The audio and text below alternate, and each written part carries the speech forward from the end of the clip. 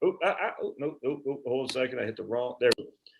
All right, my friends, welcome to part 6 of the 10 reasons why having a great bookkeeper could lead you down the road of being embezzled from. Don't need that. We need that like we need a hole in the head, which we don't need. So we're bringing back Cheryl Obermiller from Obermiller Construction there in the great state of Missouri to chat with us. This is an interesting one, and I think this one is going to be a topic. I think a lot of people say, "Man, I don't have the time. I'm not the tech guy. I leave that to other people." And stay tuned for the video because we're going to share with you a way to get a discounted copy of Cheryl's book, Fraud Points. And I mean, it's a thick one. It's thick. It's not just some freaking notepad of 20 pages. Ooh, I just put that where it didn't need to be.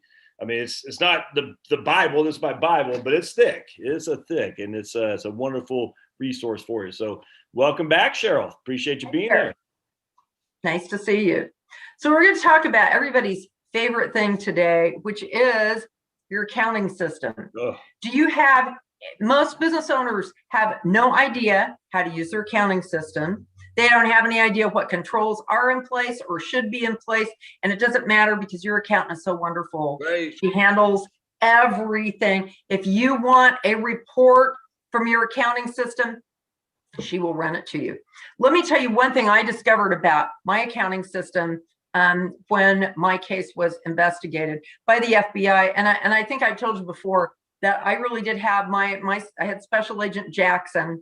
So for Men in Black fans, I did have my own Man in Black, my own Special Agent J on my speed dial, which despite the fact that Agent J was just awesome, my number one bucket list item is never again be involved in anything that requires having my own personal FBI agent. So there is that. However, and you can laugh about it now, but you weren't laughing before. You know what I'm saying?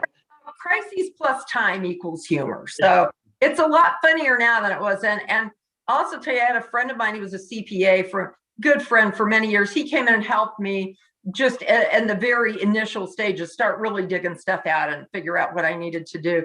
And one day he came running in and saying, "Oh my gosh, look at this. Do you believe what she did? Look at this." And I'm looking at it and I said, "I see another $10,000 loss. And you see some kind of a piece of a puzzle." I said, "If you don't stop having such a good time with this, I'm going to slap you." Now he was a friend, so he knew I wasn't really going to be violent. But what Agent J pointed out as they were going through my computer, my accountant had 3 separate versions of my accounting program installed on the accounting computer, plus reports that were imported from a 4th version, probably one at her home. So I could stand over her, have her run reports that told me anything she wanted me to see, because she could just pick which accounting system she wanted to use. I didn't know. And we had 2 things going on. And I will tell you that this is a major red flag, and I didn't know it at the time. We had an accounting system set up that was a very high-tech, non-user friendly, especially for accountants, accounting system that was specifically for construction companies, engineering, architectural firms to track projects and construction costs and things. Super unuser friendly. But we kept the books in there. But she said, but I still double enter everything, so it's in QuickBooks. I know it's a little extra trouble, but the check register in the other system doesn't really look like a check register. It's kind of a spreadsheet thing. And so you can really see what's going on. Yeah. I just enter everything in QuickBooks also, because I'm nice and I'll help you. Well, running 2 accounting systems is what the mafia does. You don't want 2 accounting systems. It's also a major indicator of fraud because you can enter, because the accounts don't have to balance. You can do all sorts of things. So number 1, everybody just gets 1 set of accounting software. Don't let anybody fool you into thinking you need 2. And the second thing is, you as the owner need to be able to have your own, not only your own passwords, you have to hold the administrative passwords, and no one else can have those. Yeah. Now you have people listening to this who are going, "There's an administrative password for my accounting system." Yes, there is. You should have it. You should be the only person, because with your administrative password, just like we talked about with in our previous video, number 5, no, it was number 4, about passwords, about having a secure password list.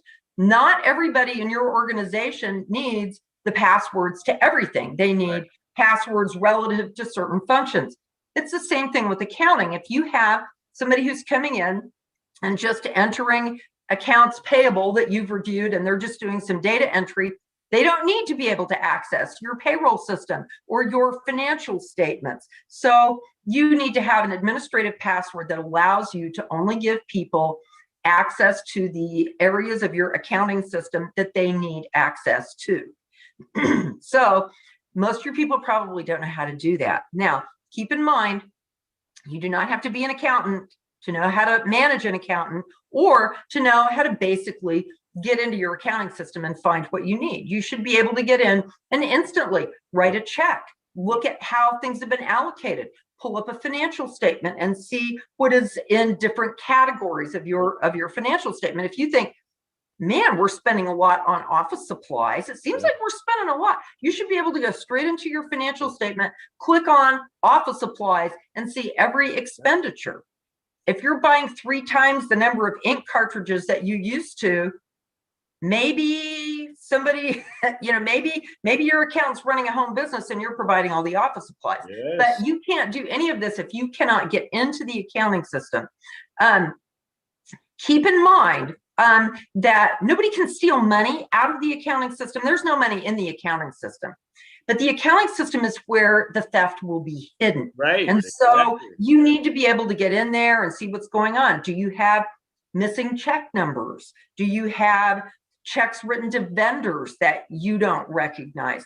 One thing that people may want to take control of is that, does your accountant have the ability to enter new vendors in your system?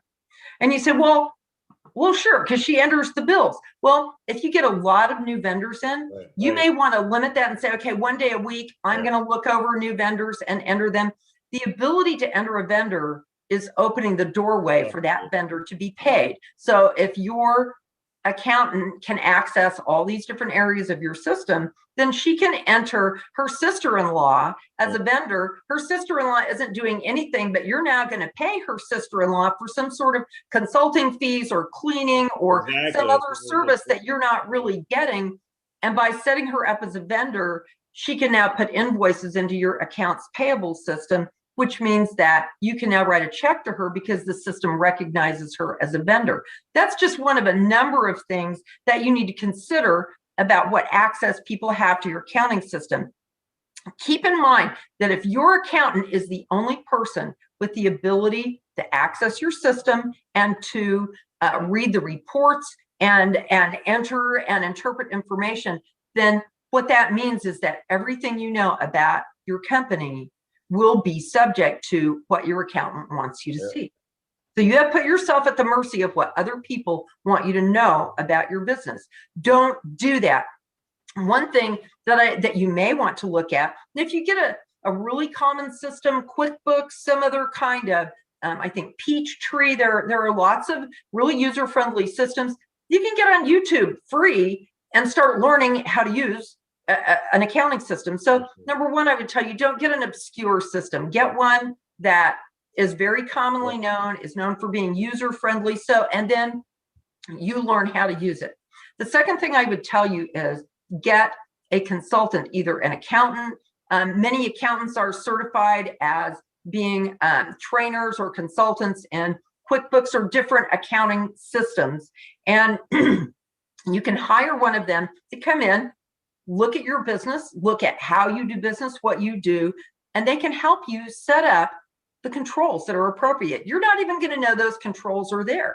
So it is worth paying a few hours to have someone with expertise in the system come in and help you set up security controls that they will know exactly how to do, and you probably don't even know are there. Again, ask yourself, do I have a special administrator's password that I control all systems in?